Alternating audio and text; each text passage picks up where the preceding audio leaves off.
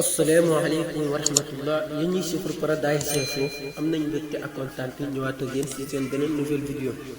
ñu leen di ñaan ngeen a abonné ci chaîne bi bés cloche de notification bi xam ne vidéo bu ñu dugal dañ ko mën a gis ci saa si. États-Unis léegi leer na naa ñi Joe Biden moo nekk 46e président bu Amérique ginnaaw bi ko collège électoral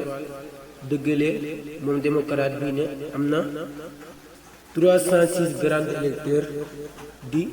81,28 millions de voix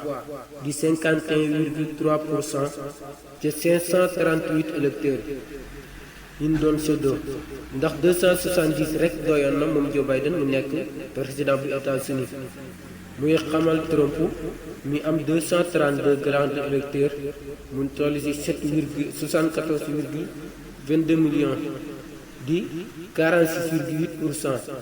naan ko jamonoy xeex dafa am mais jamonoy ñàkk tamit dafa am